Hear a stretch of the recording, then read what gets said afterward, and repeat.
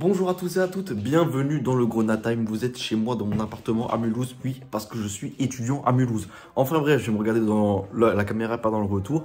Aujourd'hui, c'est pas un match de Metz, du coup vu qu'on est à Mulhouse, on va pas un match de Metz, mais on va un match d'une équipe qui a été longtemps un de nos concurrents l'année dernière et pourtant qui a été rétrogradée en national.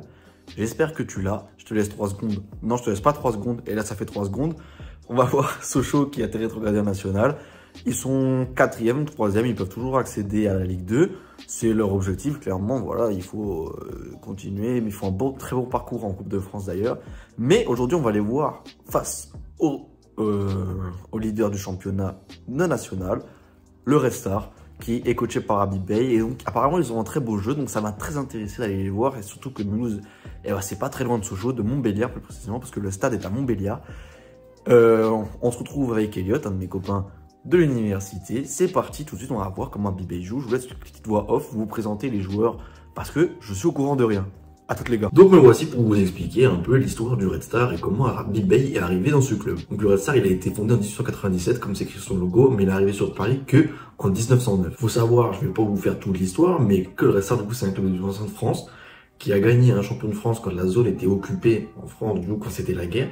Mais donc aussi que le Red Star est aussi, pourquoi il y a une croix, une étoile rouge, c'est parce que c'est un club communiste de base. Le Red Star en 2002 perd son statut de professionnel. En 2003, il réentame une grosse période de reconstruction en national. Il retrouve le monde professionnel en 2014, à peu près les années où j'ai pu le connaître. Et elle a été rachetée en mai 2022 par elle a été rachetée en mai 2022. Tout ça, ça concorde avec l'arrivée d'Habib Beye en mai 2021. Seulement en tant qu'agent à ce moment-là, il enchaînait du coup entre consultant et adjoint, le célèbre commentateur consultant de Canal+, qui a été à un moment les consultants préférés des Français, enfin voilà, celui qui faisait une bonne opinion, en tout cas dans l'opinion, tout le monde aimait et appréciait les interventions de Habib Beye qui étaient construites, analytiques, calmes. En 2021-2022, quand Laval monte et que nous on descend de Ligue 1, le Red Star ils finissent 11e. Première saison, Habib Beye 11e. 2022-2023, quand nous on remonte du coup et qu'on finit 2e de Ligue 2, eux ils finissent 3e à vraiment 2 petits points. Le championnat national c'est vraiment joué à ça pour toutes les équipes, pour Martigues, pour plein d'équipes, pour Versailles, à 2 petits points de l'accession en Ligue 2. Et cette année donc ils sont leaders et franchement l'accession en Ligue 2 elle est plus que probable. Du côté des joueurs connus, il y a quand même des têtes connues. Nous, Messins, on a Quentin Beonardo, que je vous présenterai après, parce que je l'ai vu, je l'ai remarqué. C'était un ancien gardien qui a beaucoup joué aussi en tant que titulaire, quand même, qui après s'est exilé au Portugal et là, qui est revenu au Red Star. Et on a aussi Sharon Doy, qui a été Team of the Season 2016 en Ligue 1. Il a fait une grosse saison en 2016. Le célèbre joueur d'Angers, capitaine d'Angers, qui s'est exilé et qui donc là revient. Bien arrivé. Le stade est pas mal, non? Ça fait soucoupe volante, mais... C'est lui qui l'a dit. Tu veux te présenter un peu? Salut, moi je suis Elliot. Ouais. Otto à Louis. Ouais. On vient danser. Franchement, je vous dis, à l'échauffement, j'étais déjà un peu impressionné parce que les joueurs sont techniques. Les joueurs sont très techniques. On sait que la nationale, c'est quand même, en France, un niveau très haut. Mais là, les joueurs étaient techniques. Franchement, il y avait beaucoup de technicité, des frappes très précises. Ça jouait au ballon. Et on sait qu'en national, franchement, c'est pas le niveau. Parce que qu'est-ce qui différencie la nationale de la Ligue 2 de la Ligue 1? La Ligue 1, c'est vraiment le top du top, ça allie les deux, mais la Ligue 2, c'est l'impact physique. L'impact physique est vraiment différent. Plein de joueurs le disent. Et en national, il y a un gros impact physique, mais tu peux te faire plaisir quand même techniquement, tenter des petits gestes et tout. Et ça, au Red Star, on peut se régaler. Habib n'était pas là, à ce moment-là, sur le terrain. Il devait être encore dans le vestiaire, je ne sais où. Et on a une très belle image à la fin, là, que vous voyez actuellement à l'écran, où les joueurs, donc, du coup, voilà, se mettent au milieu et donc ils font un petit discours. J'imagine qu'ils se chauffent avant de rentrer, d'enfiler les tenues de match. Franchement, très sympa, comme ça fait vraiment l'image, une cohésion d'équipe et il doit vraiment y avoir une cohésion d'équipe. Et ça, c'est grâce à vous! Ils sont les supporters du Red Star. Dans quelques instants, 3, 2, 1, entrez le deuxième applaudissement!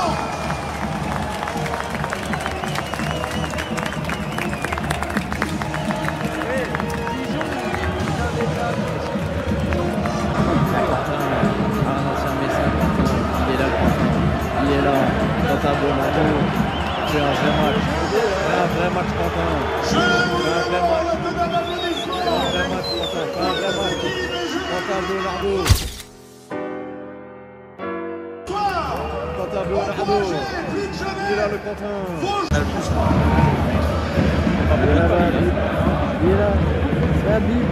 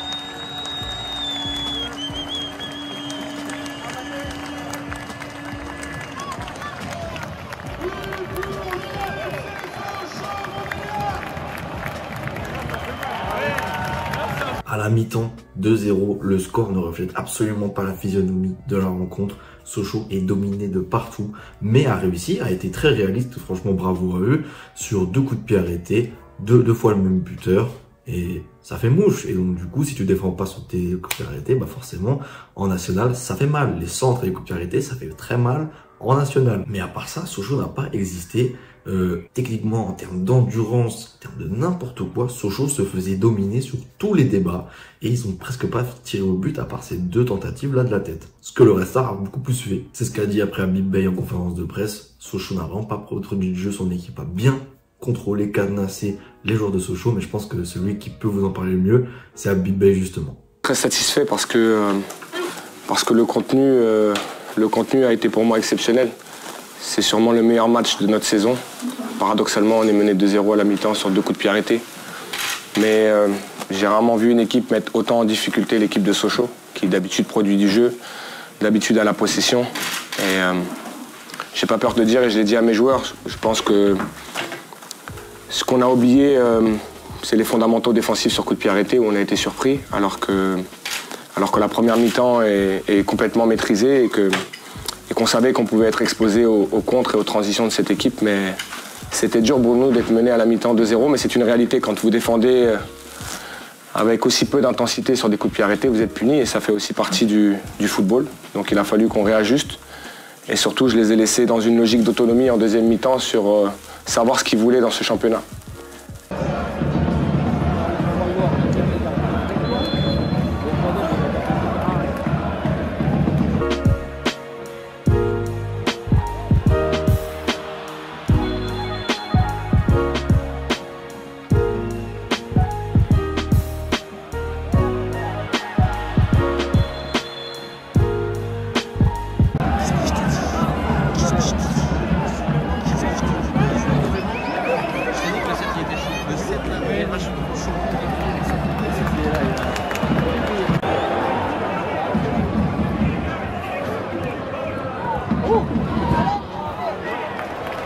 Donc là, vous regardez une petite séquence de jeu que j'ai regardé. Franchement, vous voyez bien, ça balaye de droite à gauche, de gauche à droite. Ça, c'est des bonnes solutions. Ça attend, c'est patient.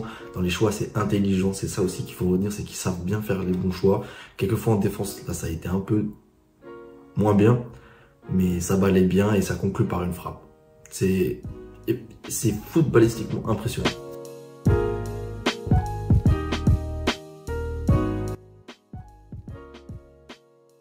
À la fin, il y a un double carton jaune. Un joueur, il veut stopper une contre-attaque de Sochaux et donc illégalement, il se prend un carton jaune logique. Double carton jaune, carton rouge. Ça s'échauffe un peu. 92e, ça va aussi dans le sens des Sochaliens puisqu'ils gagnent. Donc du coup, voilà, le temps il défile. Il y a 5 minutes additionnelles, ça défile. coup franc de la dernière chance, là, vous voyez actuellement à l'écran, coup franc de la dernière chance, qui est mal négocié, malheureusement. C'était tenté, c'était osé, mais Paris pas gagnant. Il est mal négocié, le gardien s'allonge, tout ça, on croit que c'est fini. En plus, il y a eu l'échauffement, donc du coup, le temps a vraiment bien défilé, sauf que le contre-attaque claque. Et sur un centre, encore une fois, qui vient de la gauche par le numéro 7 Damien Durand. Retenez bien son nom. Je sais pas si en Ligue 2, ça sera la même chose, le Red Star, mais en tout cas, Damien Durand, très chaud techniquement. Centre, puis ça fait mouche et ça fait mal. Je vous laisse avec les images.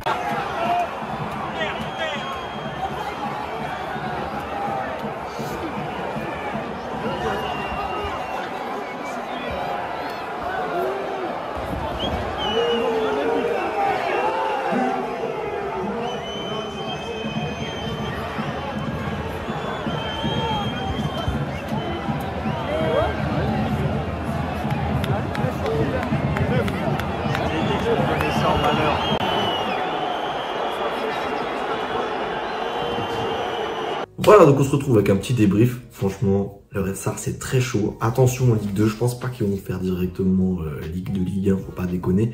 Mais franchement, ce qu'il a réussi à faire, c'est...